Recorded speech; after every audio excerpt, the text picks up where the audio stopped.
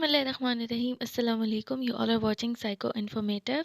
आज हम बात करेंगे जिस टॉपिक पर, वो है बहुत ही ज़बरदस्त टॉपिक, यानी कि आज हम देखेंगे quick notes of school of thought of psychology. यानी कि आज मैं आपको जल्दी जल्दी से बताऊंगी कि कितने स्कूल ऑफ थॉट के अंदर क्या क्या बातें हैं। ठीक है जी। अगर जी आप प्रिपरेशन कर रहे हैं किसी भी साइकोलॉजिकल एग्ज़ाम की, या किसी PPSC FPS या PMS या CSS के किसी भी साइकोलॉजी एग्ज़ाम की, तो ये वीडियो ज़रूर देखिएगा। इसमें मैं आपके लिए लाई हूँ बिल्कुल शॉर्ट और मेन फोकस जो था जितने भी स्कूल ऑफ थॉट थे उनके बारे में। ठीक है। सो क्विकली हम आज इनको कवर करेंगे कि जी आप सबको पता है कि जो स्कूल ऑफ थॉट हैं वो 7 हैं। उनमें पहला school of thought structuralism, second functionalism, third psycho analysis, fourth behaviourism और फिफ्थ जो है वो ह्यूमनिज्म है। ठीक है। और इसके अलावा जो दो स्कूल ऑफ थॉट और हैं वो हैं जी गेस्टाल्ट साइकोलॉजी, और इसके अलावा जो लास्ट वाला है वो कॉग्निटिविज्म है। इसके ऊपर भी हम बात करेंगे, लेकिन इसके बारे में मैं आपको बताऊंगी अपनी नेक्स्ट वीडियो में। आज हम पहले 5 स्कूल ऑफ थॉट को कवर करेंगे। ठीक है जी। सबसे पहले बात करते हैं स्ट्रक्चरलिज्म की। स्ट्रक्चरलिज्म दिया था विलियम वॉन्डेड ने। ठीक है जी। अब इसमें क्या क्या मेन मेन फोकस थे मैं आपको इनके बारे में बताती हूँ। फर्स्ट पॉइंट है जी William Wundt introduce first psychology lab, यानी कि सबसे पहले साइकोलॉजी लैब जो थी वो विलियम वॉन्डेड ने बनाई थी। सेकंड पॉइंट इसका ये है कि William Wundt known as the father of experimental psychology, ये भी इंपॉर्टेंट पॉइंट है। उसके बाद है Wundt focus on breaking down mental processes into most basic components, यानी कि वो मेंटल प्रोसेस को बेसिक कंपोनेंट्स में डिवाइड करके कहते थे कि हम अगर इनको स्टडी करेंगे तो ये बेसिकली साइकोलॉजी है। इसके अलावा जी एडवर्ड टिश्नर जो थे वो इनके कोवर्कर थे, इनके हेल्पर थे और अदर स्ट्रक्चरलिस्ट थिंकर थे। Structuralism used introspection. आप सबको ये पता है कि स्ट्रक्चरलिज्म में जो मेथड यूज हुआ था वो इंट्रोस्पेक्शन का मेथड यूज हुआ था। अब टिश्नर ने इसमें क्या कॉन्सेप्ट दिया था? Systematically defining and categorizing the element of the mind, researchers would understand the structure of the mental processes। यानी कि उन्होंने ये बात की थी कि हम सिस्टमेटिकली डिफाइन कर सकते हैं, कैटेगराइज कर सकते हैं मेंटल एलिमेंट्स को, जो कि रिसर्चर के लिए बहुत ईजी कर देता है मेंटल प्रोसेसेस को समझने की बात को। ठीक है जी। यानी कि स्ट्रक्चरलिज्म ने बेसिकली स्ट्रक्चरलिज्म पर बात की थी, यानी कि स्ट्रक्चर्स पर बात की थी। उसके बाद जी फंक्शनलिज्म। फंक्शनलिज्म दिया था विलियम जेम्स ने 1890 में।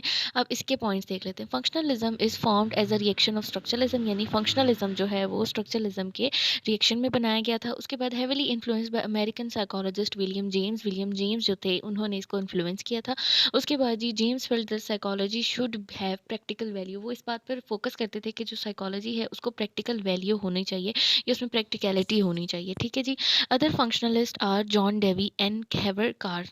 Functionalists sought to explain the mental processes in a more systematic and accurate manner। Functionalists जो थे वो इस चीज़ पर फोकस करते थे कि मेंटल प्रोसेसेस को मोर सिस्टमेटिक और एक्यूरेट मैनर में क्या करना चाहिए, एक्सप्लेन करना चाहिए। Functionalists focus on the purpose of consciousness and behavior, यानी कि ये सबसे ज़्यादा बात करते थे कॉन्शियसनेस के पर्पस के ऊपर और बिहेवियर्स के पर्पस के ऊपर, यानी कि फंक्शन क्या है, क्यों हमारे अंदर बिहेवियर जो होते हैं वो किस तरह काम करते हैं, और इसके अलावा हमारी कॉन्शियसनेस किस तरह काम करती है। ठीक है।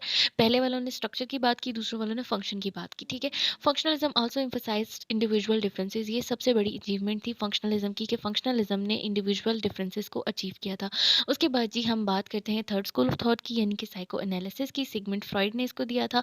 अब जी इसके मेन मेन पॉइंट क्या है कि psycho analysis is a method of investigation of the mind and the way one thinks, यानी कि लोगों के माइंड को पढ़ना और किस तरह से वो सोचते हैं इनको देखना क्या है, साइको एनालिसिस का मेन फोकस है।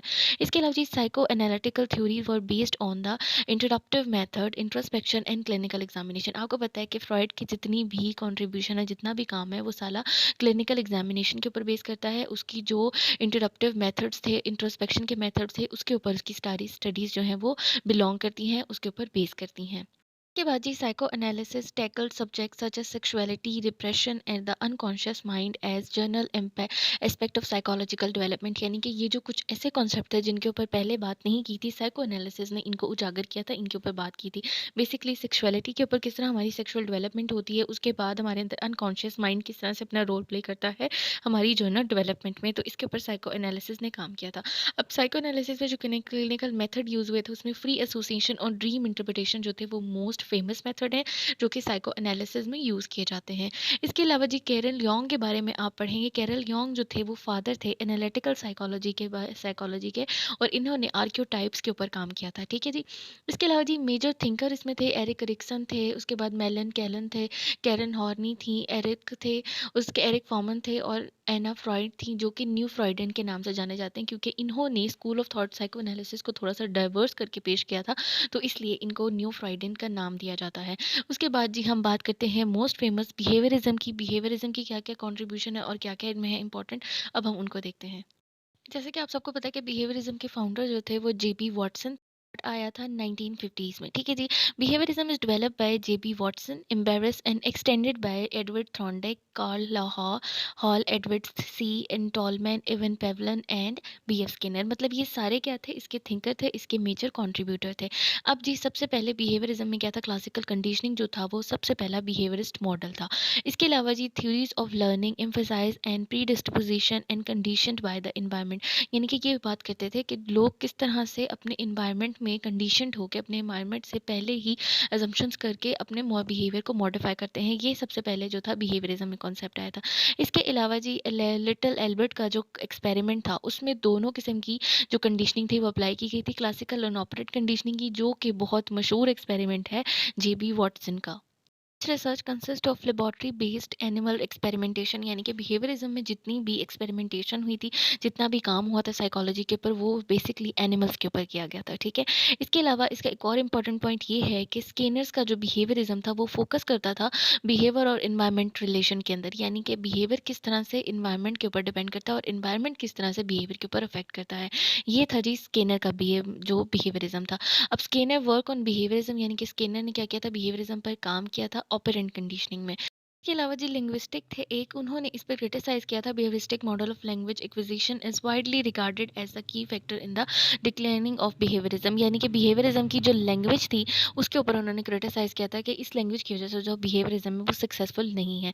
ठीक है। इसके अलावा जी मार्टिन सेलिगमैन एंड उनके कोलीग्स ने डिस्कवर किया था कि condition of the dog lead to outcomes learned helplessness that oppose the prediction of behaviorism. यानी कि बिहेवियरिज्म में उन्होंने कैसे कहते थे कि हम बिहेवियर को प्रिडिक्ट कर सकते हैं या हम बिहेवियर को मॉडिफाई कर सकते हैं, लेकिन अनफॉर्चुनेटली बिहेवियरिज्म में जो था वो है लर्नड हेल्पलेसनेस क्रिएट हो जाती थी क्लासिकल कंडीशनिंग में, जो कि बिहेवियरिज्म के टोटली ऑपोजिट एक मैटर था। सो इसलिए इसको क्रिटिसाइज किया गया था। उसके बाद हम बात करते हैं अपने लास्ट स्कूल ऑफ थॉट की, जो कि इस वीडियो का लास्ट स्कूल ऑफ थॉट है ह्यूमनिज्म पर। ह्यूमनिज्म जो था वो दिया था इब्राहिम मैस्लो ने इन 1943 में। सबसे इसका बेसिक पॉइंट ये था कि human have hierarchy of need, it motivate a person to fulfil basic need then higher need.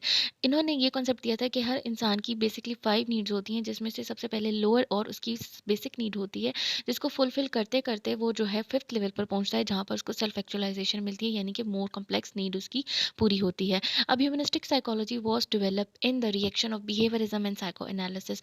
यानी कि ये दोनों के रिएक्शन में बनी थी, बिहेवियरिज्म और साइको एनालिसिस के रिएक्शन में बनाया गया था ह्यूमनिज्म को। Humanism focus on whole person not just pigmented personality. यानी ह्यूमनिज्म जो था वो एज अ होल पर्सन के ऊपर फोकस करते हैं, ना कि पर्सनैलिटी के फ्रेगमेंट्स के ऊपर। ठीक है जी। Humanism focus on the unique human issues, personal growth, free will, self actualisation, self identity, death, loneliness, freedom and meaning. यानी कि ये ऐसे कॉन्सेप्ट थे जिनके ऊपर पहले साइकोलॉजी में किसी ने बात नहीं की थी, लेकिन ह्यूमनिज्म वालों ने इसके ऊपर काम किया था और इसके ऊपर बात की थी। ठीक है जी। उसके अलावा ह्यूमनिज्म की बहुत इंपॉर्टेंट कंट्रीब्यूशन एक ये भी है कि जी humanism concern for the positive growth rather than pathology. यानी ह्यूमनिज्म में आपको किसी भी किस्म की डिसऑर्डर की या उसकी इंटरप्रिटेशन के बारे में या उसकी पैथोलॉजी के बारे में नहीं बताया जाता, बल्कि इसमें पर्सनल ग्रोथ के, पॉजिटिव ग्रोथ के बारे में बताया गया था। तो ये स्कूल ऑफ थॉट जो है वो बेसिकली बहुत ही सॉफ्ट और बहुत ही लीस्ट डिटर्मेंट जो है वो थॉट समझा जाता है साइकोलॉजी में। ठीक है। इसके बाद कॉल रॉजर जो थे उन्होंने क्रिएट किया था क्लाइंट सेंटर्ड थेरेपी को, जो कि बहुत ज़्यादा मशहूर थेरेपी है और आजकल के ज़माने में बहुत ज़्यादा यूज़ की जाती है। सो कॉल रॉजर जो थे उन्होंने ये थेरेपी डेवलप की थी। ये थी जी मेरी आज की वीडियो। उम्मीद करती हूँ आप सबको पसंद आई होगी। जाने से पहले मेरे चैनल को सब्सक्राइब ज़रूर कीजिएगा। अपना बहुत सारा ख्याल रखिएगा। टेक केयर एंड अल्लाह हाफ़िज़।